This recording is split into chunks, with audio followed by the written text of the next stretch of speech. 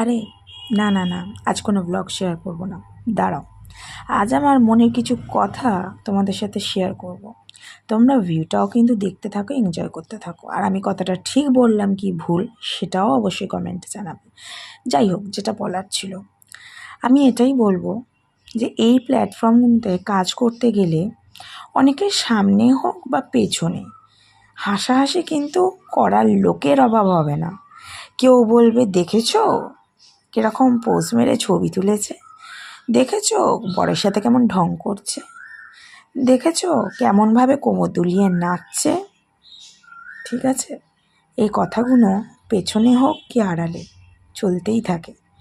হ্যাঁ, হয়তো যারা পেছনে বলে তারা সামনে প্রকাশ করে না, আর যারা সামনে হাসি মুখে বলে তারা মনে করে যে হাসি মুখে জুতোর বাড়িটা মেরেই এলাম। কিন্তু যারা এই প্ল্যাটফর্মে নতুনভাবে কাজ করতে চাইছো, এতদিন ধরে কাজ করে যাচ্ছ আর পেরে উঠছো না, আমি বলবো এখন চুপ করে থাকো, ফোকাস করো তোমার কাজের দিকে।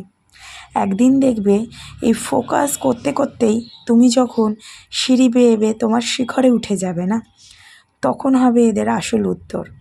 তখন তুমি হেসে এদের উত্তর দেবে, হ্যাঁ সেদিনগুলোতে অনেকেই তো অনেক রকম কথা বলেছিল, কিন্তু আজ আমার উত্তর দেওয়ার পালা।